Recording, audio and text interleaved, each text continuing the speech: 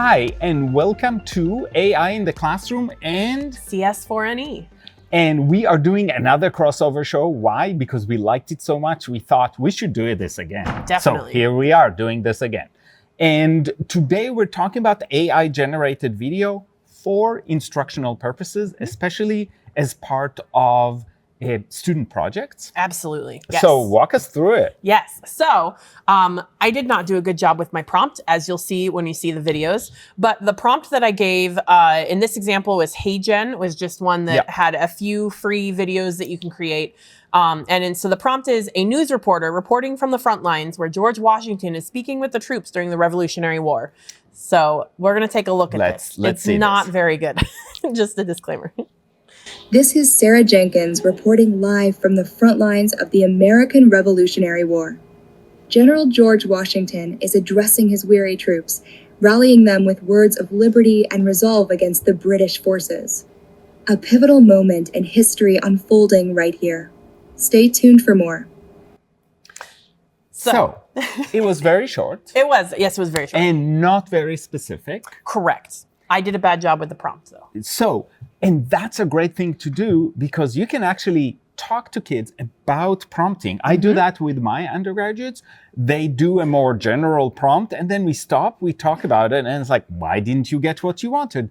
Probably because you under-prompted. Yep. And if I'm a social studies teacher, which I used to be, I have so many sins. It's not even, it's not even something we talk about. But I did teach that. So you're saying, what else do you know?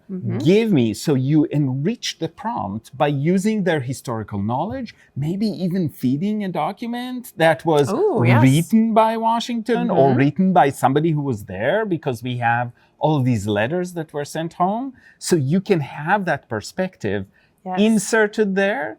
And then it can become a lot more exciting. So it's kind of blah, like it could be the 7 o'clock news anywhere. Is he saying anything? Right. Not really. Absolutely, yeah. It could also be just generated by teachers to just create interest. Absolutely, yeah. Very true. And so that's great. But here's the thing that we need to talk about. And that is, I mean, there are a few things to talk about, but one of them is that most of the generative AI with video will be extremely short.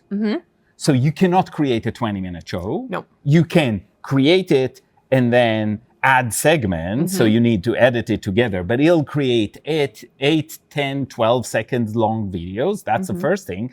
And it is very costly. So if you have a website that provides this, it will not give you a lot of opportunities. It'll very quickly say you're out of tokens, or it'll say pay up, or it'll say no thank you. Yeah. So you have to think about those limitations as a teacher and understand how much can you do in a classroom, especially if you want kids to use it. Yep. All right. So this is a Gemini. So this is another platform. Same prompt, totally different video. I'm reporting live from the battlefield as General Washington addresses his troops before what is expected to be a pivotal battle. Okay, so again, super short. And there are some fun historical inaccuracies. My favorite is he's holding a rifle here, and as soon as he puts his hand up, it becomes a sword. So again, this is, and we'll get to the ethical concerns in a second, because there are many ethical concerns with any of this. But one of the things that we can do in here is have conversations about the potential of media we consume being fake, right? Yes, yep. So the so-called deep fake, I don't know what's a shallow fake, but we are calling it deep fake. And so here are some things you can notice, the inconsistencies that say, this is not an original, authentic video. This is either edited or AI generated. Obviously, the anachronism of having somebody with a microphone there, but that's the fun part. So that anachronism is in some ways fine because it's so obvious. Yes. Two thoughts I have with this. First, this is just the beginning of AI generated video. Yeah. It'll get better. We're finding these inconsistencies that, are weird, but this is just the beginning. So it's only going to get more advanced from here. And my ultimate goal for having students think through how AI generated video works is so that they can spot it in the real world, because it's all over their media. It's all over our media. Yeah. And so if they know how to make an AI generated video, if they understand the the limitations of it now, then they can hopefully start to spot it in the real world. And the biggest problem that we have with AI slop is everybody thinks they're great at identifying it because there's a clear bias. When we identify it, we know it and we say, this is so obvious. The problem is that the edge cases that are not that obvious, if you didn't notice them, you don't know you missed them. Yep.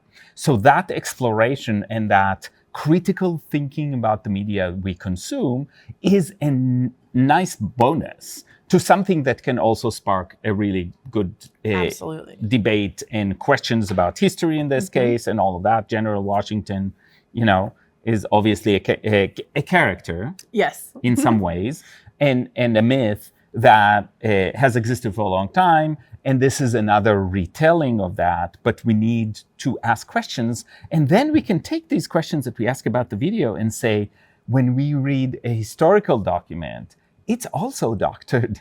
In a different way. Yes. But there's also a point of view. There's also a person behind it that wrote it for a specific purpose with limited knowledge potentially.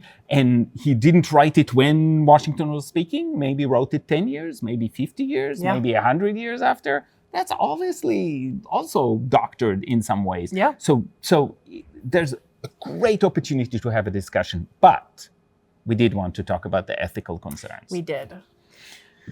Do you want to start? Sure.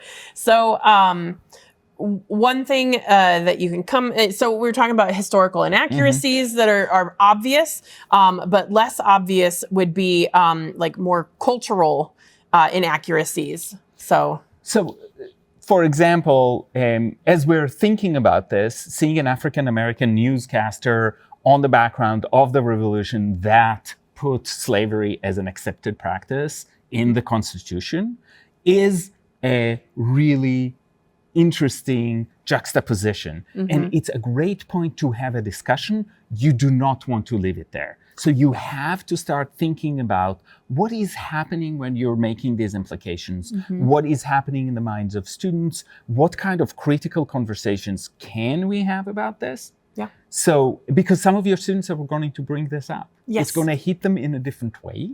So thinking through it is a critical way of engaging with these videos and what do they do. And going back to deep fakes, it's the conversation about who owns these voices, these pieces of art, these letters, if you use them, and all of that. Because we thought about, living artists can be deep faked. Yep. And we know that some students have used the ability to create deep fakes to hurt other students, to hurt teachers, or in general. And so it's an opening to a lot of conversations, but you've got to think that you're ready to open these conversations. There are great guides out there. And so look for a framework that allows you to have that discussion. Without that, you might find yourself on thin ice with students because they might react. And that's especially true when I'm seeing a lot of students react is when we go to art. They're feeling very protective of artists and art. And so that's a moment where we've had a lot of teachers kind of take a step back. I didn't mean to open this. So know that the discussion is coming. That's really good advice and really good to think about. Common Sense Media has a lot of guides for teachers to do that kind of work. Other places. So find a good source and maybe start the year doing some of that work to prepare the ground so you can have really good discussions and be ready for some negative reactions as well to AI. Some people will love it. Some people would say, I don't know if I'm comfortable about it. Absolutely. The only other thing I was going to mention is even though all of these videos have a historical element, another idea that I'd had was recreating a scene from a book. Yeah. That you could use in a classroom as well. Yeah. So. Again, brings up copyright and a whole host of other issues. Absolutely. So again, bring that in, discuss it. have some framework so students have some words and they're not just giving you their gut reaction and their emotion, Absolutely. which are still important. They are. But you don't want to stay just in that space. Yes. All right. We'll see you next time.